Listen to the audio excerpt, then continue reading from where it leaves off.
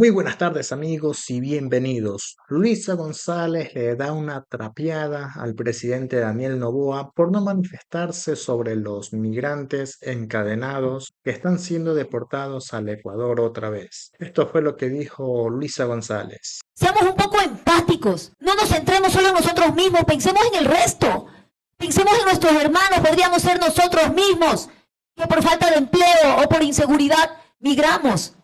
Merecemos que nos encadenen como animales, perdón la expresión, y que nos pongan cadenas en los pies, en las manos, y nos traigan así deportados a nuestra patria. Saque usted por un video de un perrito encadenado y va a ver como todo el mundo protesta. Si usted ve un video de un perro encadenado, no va a protestar. Pero guardamos silencio cuando vemos que nuestros hijos, que nuestros hermanos, que nuestros amigos, que nuestros primos, que nuestros compañeros, que nuestros ciudadanos vienen con cadenas en los pies. ¿Qué es esto, la esclavitud? Son los hijos de la pobreza, del dolor y de la expulsión de la patria. No son criminales nuestros migrantes. Nuestros migrantes son ecuatorianos que tienen dignidad y que tienen una patria. Y qué lástima que el presidente Noboa calle y permita que nuestros hermanos vengan encadenados como criminales o como animales de vuelta a la patria. De lo que se sabe, Luisa González sí tiene un plan para los migrantes y los migrantes saben que la mejor opción es Luisa González. Y sobre este tema y otros también le quiero dejar a continuación las palabras de Diego Borja. Así que lo invito a dejar su me gusta y compartir este video para llegar a más personas. Y recuerde este 9 de febrero, todos 5. Veamos. Fernando, buenos días para toda la audiencia. Un gusto saludarle también desde La Tacunga, porque hoy día cumpliré agenda aquí en esta ciudad. Sobre lo que usted me pregunta, pues empecemos porque el problema económico más grave que tiene el Ecuador es la falta de empleo adecuado. Yo he desarrollado mi vida profesional, mi vida empresarial en el mundo económico, productivo, sé cómo se genera empleo, he tenido ya experiencias en el manejo de política económica y en este momento que el Ecuador vive una crisis tan grave, tan devastadora, sobre todo para las personas, el objetivo de mi presencia en el gobierno de Luisa, y eso hemos acordado con ella, sería reactivar la economía. Ese sería el principal.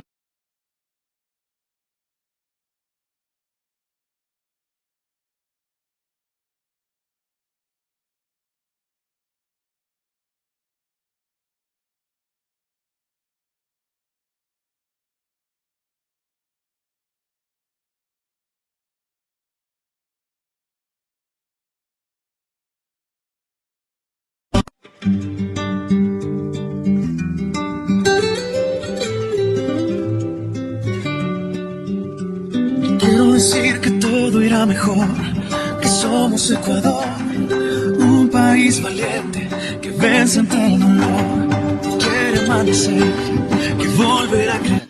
Usted se sugiera al gobierno que tomen, elevar la gasolina, elevar el precio de la gasolina, de los combustibles, subir el IVA. ¿Qué es lo que haría para tratar de encontrar los recursos a través de los cuales se podría aplicar la política que usted dice implementaría? Mire, esas medidas de destrucción ya fueron tomadas por Daniel Noboa, a pesar de que él le mintió a los ecuatorianos en la campaña anterior, hace poquito, hace un año apenas, en la que él decía que no iba a subir ni los impuestos, ni los precios a los combustibles, que iba a ampliar, dijo, el cupo para los estudiantes universitarios, que iba a darles contrato definitivo o nombramiento al personal de salud de los hospitales. Nada de eso hizo. Entonces, la propuesta nuestra no es asentar el peso de la crisis en las personas que ya tienen suficiente crisis en sus hogares, no les alcanza los ingresos para llegar a fin de mes, ha caído el consumo, las ventas de las empresas están totalmente decaídas porque la gente no tiene ingreso, no lo puede consumir, la deuda de consumo de las familias ecuatorianas se ha duplicado frente al año 2020, entonces ya la carga es demasiada. La idea ahora es recuperar la economía a partir de un ejercicio de política económica que se centre en el aumento de la producción, en la generación de empleo y en la atracción a la inversión privada ecuatoriana. Algo que es muy importante mencionar es que la inversión de los ecuatorianos es la que más ha caído. Economista, incrementar la producción, ¿cómo? Porque si fuese así de simple, ¿por qué no se lo ha hecho, no? No se lo ha hecho porque ellos tienen otra agenda. Mire, es tan dramático, ¿cómo tendrán otra agenda? Que incluso los saldos en el presupuesto del Estado no fueron ejecutados. Hay una subejecución presupuestaria. Ese es el peor de los mundos, que teniendo la asignación de dinero no la ejecuten. ¿Cómo proponemos nosotros reactivar la economía? Aumentando la inversión pública a través de obra pública que atrae la inversión privada. Perdón que le vaya interrumpiendo, economista, pero solamente para que nuestra audiencia entienda. Perfecto. Inversión pública, dice usted, ¿no es cierto? ¿De dónde la plata? O sea, por ejemplo, para hacer carreteras, para bachar carreteras, ¿de dónde la plata, economista? Mire, aquí se ha montado un sentido común de que no hay plata. A ver, vamos con criterio. ¿Cómo no hay plata entonces si le dieron 69 millones de dólares a esta empresa fantasma Progen? ¿De dónde salió la plata si no había plata? 69 millones de adelanto que se lo llevaron. Desaparecieron y la ministra Manzana salió a decir, se han robado la plata. Ahí está la plata. El portal Primicias dice 860 millones de dólares de asignación en este año de gobierno de Novoa bajo criterios de excepción, de emergencia. Ahí está la plata. Entonces no es un problema de que no hay plata. Es un problema de que no hay criterio, no hay prioridades para invertirla. Mire, yo le doy varias fuentes. Hay 1.500 millones de dólares de deuda en firme en el SDI que no se cobra. 1.200 millones de no cobro de aranceles por su facturación, que no se hace. Y luego vienen otras medidas, como por ejemplo, no seguir destruyendo pues, el sistema petrolero para tener que importar más derivados. No seguir destruyendo el sistema petrolero para querer privatizar Sacha. Ahí están los recursos. No es que el Ecuador no tiene plata. Es que lo que ha tenido es una asignación para negociados de este gobierno. Es otra cosa. Perfecto, economista. Una vez que entendemos más o menos, a grosso modo, cuál sería la forma de actuar, de llegar al gobierno y que se le encargue a usted el manejo de la economía en el país, ¿qué tiempo cree usted que le tomaría reactivar al Ecuador? ¿6 meses? ¿Un año? ¿En qué tiempo podríamos los ecuatorianos empezar a sentir los efectos de este supuesto plan económico que aliviaría las espaldas y el sacrificio del pueblo ecuatoriano? Bueno, primero no es un supuesto plan, ¿no? Que hay planes concretos, financiados, con tiempos específicos para cada provincia. De hecho, hoy estamos en un recorrido por la zona sierra centro del Ecuador, planteando un conjunto de acciones, incluyendo políticas para el agro, los sistemas de riego, reconstrucción de carreteras. Hay un plan concreto, primero. Segundo, es un plan financiado. Cuando yo le estoy diciendo a usted que todo este conjunto de recursos que se han usado para otras cosas, si usted solamente utilizaría eso para iniciar proyectos, aquí empieza la reactivación. Sobre el tiempo, es mucho más fácil destruir que construir, muchísimo más fácil. En un periodo de 8 años, virtualmente, se ha destruido la economía a un nivel increíble. En este año va a decaer la economía en 3.5% más o menos, o sea, es una caída enorme. ¿Cuánto tiempo empieza a haber? Hay cosas que se van a ver en lo inmediato, hay cosas que se van a ver en un plazo corto y hay otras cosas que se van a ver en un plazo más mediano. Entonces, hay temporalidades. Le pongo un ejemplo, uno concreto. En el plazo inmediato, nosotros hemos decidido generar un fondo de garantía para jóvenes, de forma que cuando vayan al banco y les digan ustedes no pueden endeudarse porque no tienen un récord crediticio, no tienen que hipotecar, bueno, aquí hay un fondo de garantía, no es un fondo de préstamo, sino de garantía, para que puedan impulsar sus proyectos inmediatamente. ¿Eso cuánto tarda en montarse? 45 días. Fondo inmediato de crédito para migrantes que están siendo expulsados de los Estados Unidos y que contribuye a dinamizar la economía. Inmediato. Incorporación de jóvenes a las pasantías en el sector público o pago del 50% del salario en caso de que una empresa privada les contrate por un año. ¿Cuál es el objetivo? Que tengan un ingreso y que empiecen a generar experiencia de empleo. Que cuando vayan al siguiente empleo no les digan, no les podemos dar empleo porque no tienen experiencia. Esas cosas son inmediatas. Obviamente hay otras cosas que son más de mediano plazo. Perfecto. Economista, cuando yo decía posible, no me refería a que sea posible el plan que usted está hablando, pues no, eso entendemos que existe. Yo decía posible que ustedes lleguen al ejercicio del gobierno, a eso me refería. No cuestionaba ni dudaba de que ustedes tengan un plan económico. Es que tiene toda la razón, Fernando, para cuestionar, porque hemos estado sometidos a una política en la cual la mentira se la usa como un mecanismo para obtener votos. Entonces es una duda razonable la que puede tener la ciudadanía y por supuesto también los periodistas. No, pero yo parto del criterio de que todos los ecuatorianos somos inocentes hasta que se demuestre lo contrario. Entonces, si usted dice que tienen un plan, yo creo que tienen un plan economista. Economista, quisiera pedirle una reflexión muy breve sobre dos aspectos que son, creo yo, fundamentales. Primero, ¿qué es lo que sucede con esta deportación masiva de los ecuatorianos que podría incrementarse y que se está dando económicamente? ¿Cómo le afecta al país? Y segundo, economista, de ustedes llegar al poder, ¿qué es lo que van a hacer? Y usted debe conocer el manejo de recursos ilícitos en el país, ¿no? Es un rubro, dicen que es un rubro que sustenta en parte la economía ecuatoriana. ¿Cómo atendería usted esos dos aspectos? Bueno, sobre lo primero, es un drama humano gigantesco. Mire usted que Noboa fue a la posesión del presidente Trump, aplaudió el momento en el cual hablaba de la política migratoria, sabiendo que esa política migratoria iba a afectar a ecuatorianos, a hermanos nuestros. El momento en el cual viene al Ecuador, dice, no, tenemos una gran amistad con Trump, no van a deportar ecuatorianos. Bueno, Las autoridades norteamericanas han dicho que hay 32.000 ecuatorianos aproximadamente, 32.000 en lista de espera para deportación. Eso es un drama. 32.000 personas ingresando nuevamente al Ecuador después también de haber pasado por un primer momento de destrucción familiar, de haber encargado a los hijos con amigos o familiares, de ruptura de familias, etcétera. Es un drama. Entonces, eso hay que decirlo primero antes que centrarnos solamente en el tema de los recursos. Nosotros hemos dicho, el plan Acoge, que lo presentamos el día de ayer en la provincia de Bolívar, aquí en la Sierra Centro, tiene como objetivo un conjunto de apoyo a los migrantes. Primero, pedir a los Estados Unidos, exigir con el sistema consular y diplomático que nuestros migrantes no sean tratados como criminales. Es gente que se ha ido a trabajar, no es gente que se ha ido a delinquir, en su gran mayoría. Entonces, cuando usted ve que vienen encadenados, desposados, eso es humillante. Si ya los van a deportar, que los traigan en condiciones dignas, no así. Segundo, cuando lleguen al Ecuador hay un plan específico para apoyo a esas familias y a esas personas, con un apoyo crediticio, con apoyo incluso en algunos casos de 3 salarios durante 3 meses, mínimos vitales hasta que puedan volver a tener una situación económica medianamente razonable. Pensemos que muchos de ellos se fueron endeudados y que van a regresar sin poder pagar deudas. Entonces ahí hay un problema económico gigante. Ahora, si podemos de alguna manera incorporar a esos migrantes, ellos también pueden convertirse en dinamizadores. ¿Y las remesas, economista? Va a haber un problema con las remesas, evidentemente, eso es innegable. Digámosles también a las personas que nos escuchan que los migrantes han estado enviando al Ecuador alrededor de 6.000 millones de dólares por año.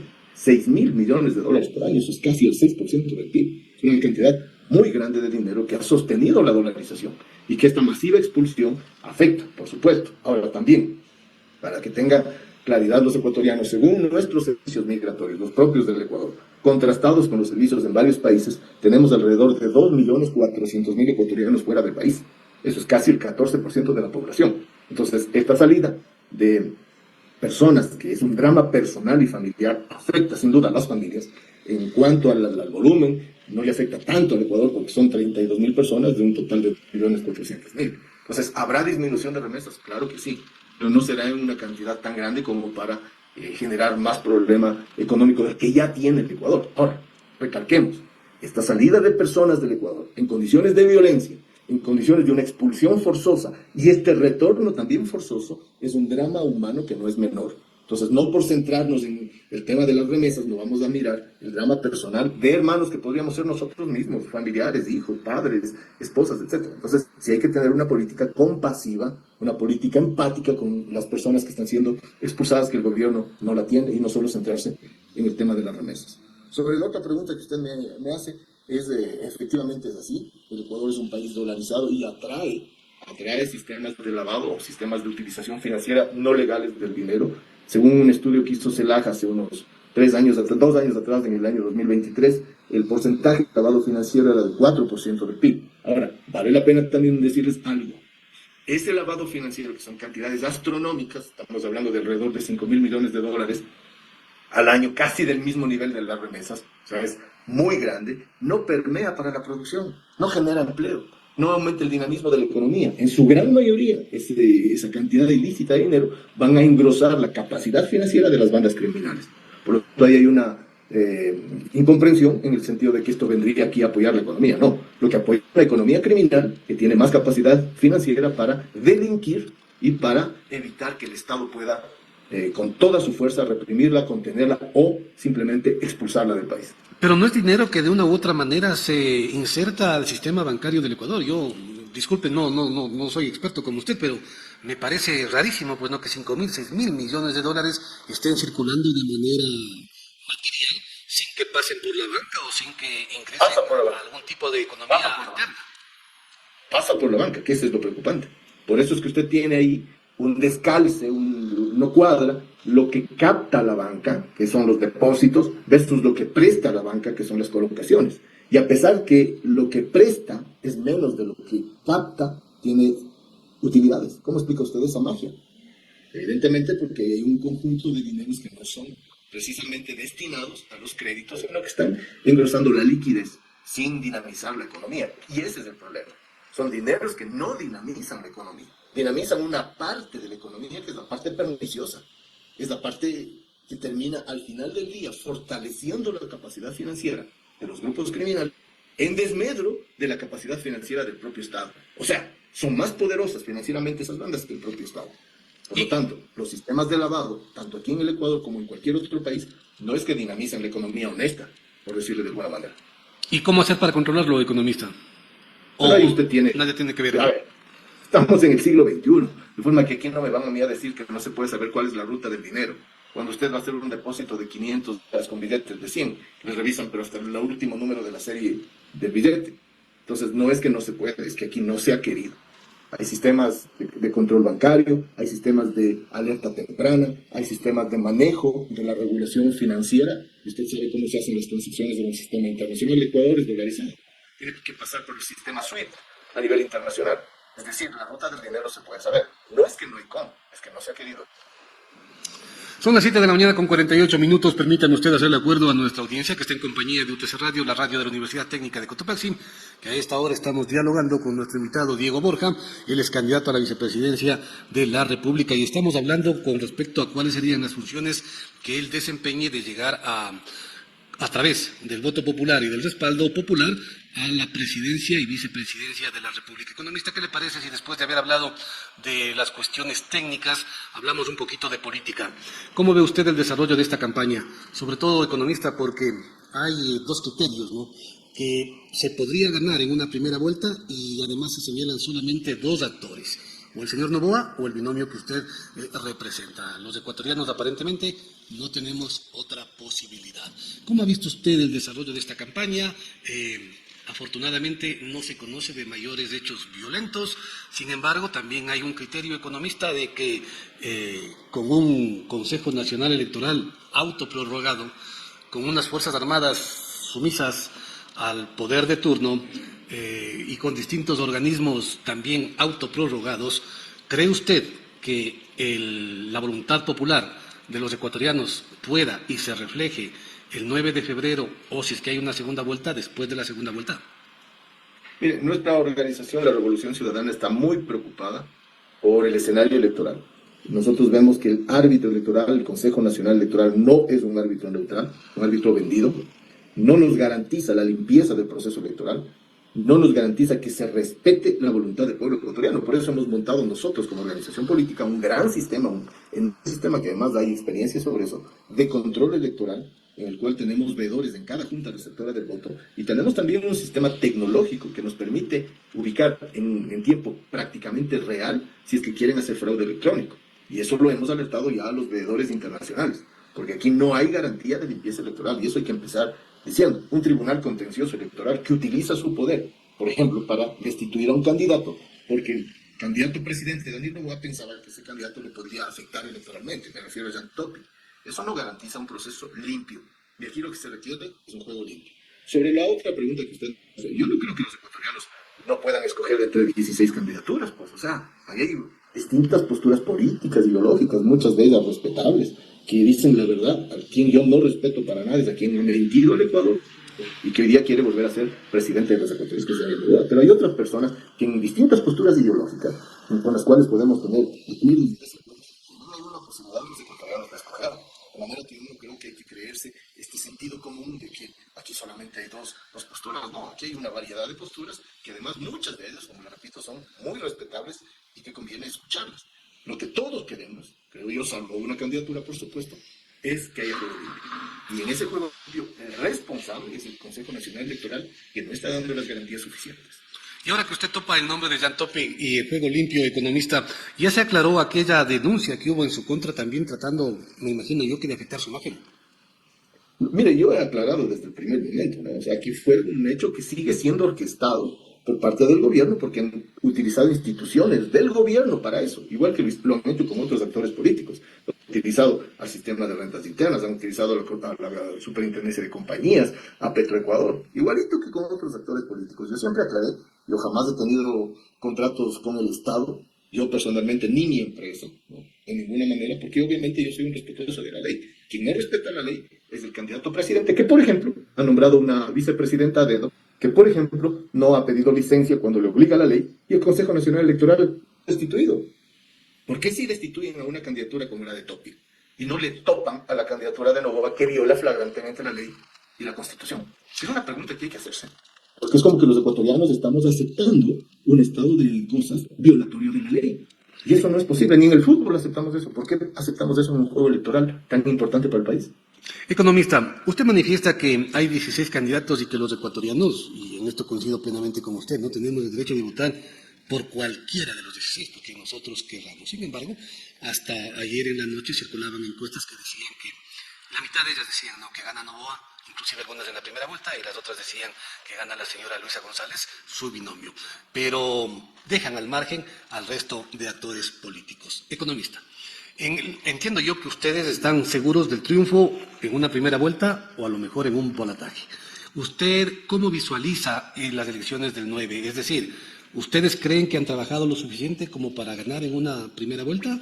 ¿Qué va a pasar si es que no ganan en la primera vuelta? ¿Necesitarán ustedes buscar aliados? Y varios de los otros candidatos se han pronunciado ya que con el correísmo ni a misa. Bueno, no he escuchado eso últimamente. La verdad, eso era un sentido común que estaba en la anterior elección. Creo que el nivel de destrucción que tiene el Ecuador tiene un nombre y apellido que se llama Daniel Noboa Sin, y creo que la mayor parte de actores políticos lo han visto. Eso yo pude ver, por ejemplo, en los debates tanto presidenciales como vicepresidenciales. Muchos de los candidatos cuestionaron varios aspectos de la política de Daniel Noboa en seguridad, en economía, en energía, en salud, en educación, y le podría seguir dando una lista. Entonces creo que se ha caído por su propio peso ese intento de todo el tiempo culpar al correísmo, porque parece ser que la gente se ha dado cuenta que eso es una carta a la que cierta gente acude con el fin de pescar a río revuelto. Ya hemos visto quién ha ganado en esa pesca a río revuelto en el Ecuador y quién ha perdido. Y quien ha perdido es la mayoría de la gente, la mayoría de la ciudadanía. Primero. Segundo, nosotros estamos haciendo nuestra tarea. Es decir, hasta el último momento, haciendo todo el esfuerzo, haciendo la campaña necesaria, escuchando a la gente, haciendo las propuestas para obtener la mayor parte del voto de los ecuatorianos. Y si es que la voluntad del pueblo es así, pues ojalá sea en una sola vuelta. Pero nosotros no estamos ni con una postura triunfalista ni nada. Aquí estamos haciendo el esfuerzo hasta el último momento, o sea, jugando el partido en la cancha hasta el final. Y esa es la postura que estamos teniendo. Y claro, desde el principio. Y desde el inicio de este proceso electoral, incluso propusimos que haya un acuerdo político de las fuerzas de la izquierda y la centroizquierda, porque el momento que vive el Ecuador es muy grave. Y sin el concurso de mucha gente de buena voluntad que hay en distintos partidos, sin lugar a duda, tampoco es que va a ser fácil sacarle al Ecuador del hueco en el que está. Entonces, nuestra mano extendida sigue ahí para las fuerzas que quieran realmente animarlo para sacar al Ecuador de los problemas que tiene y no centrarse en antipatías o en odios que no contribuyen para nada. Son las 7 de la mañana con 56 minutos. En la parte final de esta entrevista, economista, le pregunto a usted, la última elección en el Ecuador se decía que la señora Luisa González tenía prácticamente asegurado el triunfo, la victoria, y se produjo el asesinato del señor Villavicencio. Resulta que eso aparentemente alteró el resultado. ¿No cree usted que hay la posibilidad de que en el Ecuador se vuelva a repetir algún tipo de escena o escenario de esa naturaleza? ¿No cree usted que las cosas podrían decantarse por una violencia extrema al final de la campaña? ¿O usted piensa que esta campaña se ha llevado, digamos, con la normalidad ecuatoriana, pues no con los cuestionamientos necesarios, con la agresividad que ha sido pan de cada día en todas las elecciones? ¿Qué piensa usted de esto, economista? ¿Cree usted que podría decantarse en un momento determinado por una violencia agresiva? Sí, sin duda. Nosotros vemos que ya lo hicieron una vez y pueden volverlo a hacer. Y estamos muy atentos a acciones que son señales en un sentido muy grave para el Ecuador.